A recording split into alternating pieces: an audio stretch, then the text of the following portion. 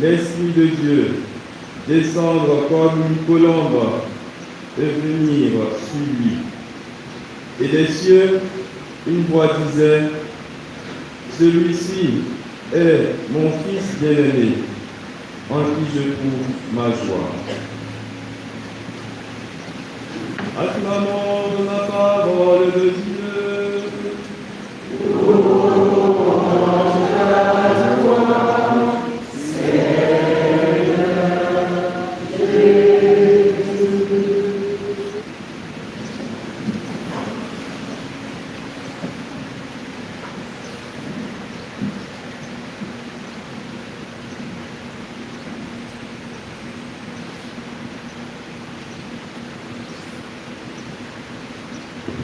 Bonjour chers frères et sœurs.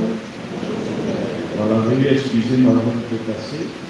Hier, à l'occasion de la correction de l'admission de match, voilà, j'ai été au feu au boulot et vraiment, je sens qu'il y a encore de fatigue. Je me excuse, je suis ma voix cassée. Mais grâce à l'entier, frères et sœurs, aujourd'hui, nous sommes au dimanche de la fête du baptême du Seigneur, que nous célébrons, et cette fête marque une étape importante dans notre cheminement liturgique. Elle clôt le temps de Noël et ouvre au temps ordinaire. Après avoir contemplé la naissance de Jésus, l'adoration des bergers des mages, nous découvrons désormais Jésus adulte au bord du Jourdain, prêt à commencer sa mission publique. Frères et sœurs, nous devons le savoir, le temps ordinaire n'est pas un temps banal ou un temps secondaire. Il est le temps de la vie quotidienne, celui où la foi se déploie dans nos gestes quotidiens, bien dans nos gestes simples, nos engagements concrets, nos relations humaines. Nous avons pris les engagements au temps de Noël, notamment à la vie de Noël, à la vigie, et tout. C'est dans le temps ordinaire que cela est appelé réellement à se vérifier. Si nous sommes vrais avec ce que le Seigneur attend de nous. C'est le temps où l'évangile s'incarne dans nos existences ordinaires. Ainsi, la fête d'aujourd'hui nous invite à passer de la contemplation de l'enfant Dieu à l'engagement des disciples dans la vie de tous les jours.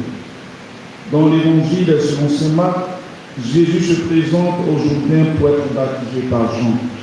Il n'avait pas besoin de ce baptême de conversion, mais Jésus choisit de se solidariser avec nous, de se mettre dans la file des pécheurs. Ce geste manifeste son humilité et sa proximité avec l'humanité blessée. Au moment où il sort de l'eau, les cieux s'ouvrent, l'Esprit descend sur lui et la voix du Père proclame, tu es mon Fils bien-aimé, en toi je trouve ma joie.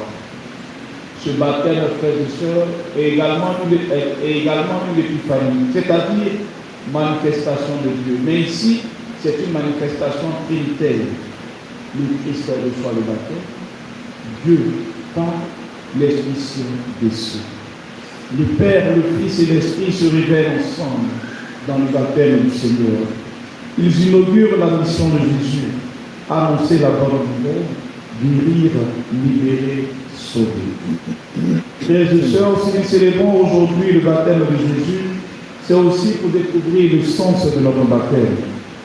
Comme Jésus, nous avons été plongés dans l'eau. Nous sommes morts et ressuscités avec lui. Signe de mort, signe de vie nouvelle. Comme lui, nous avons reçu l'Esprit Saint qui nous rend enfants de Dieu. Comme lui, nous avons entendu la voix du Père. Tu es mon Fils, tu es ma fille bien-aimée. Le baptême n'est pas seulement un souvenir ou un rite du passé. Je dirais même mieux, le baptême n'est pas seulement un sacrement pour nous aider à communier, mais le baptême est avant tout un engagement. Un engagement à une vie nouvelle. Un engagement à faire comme Jésus.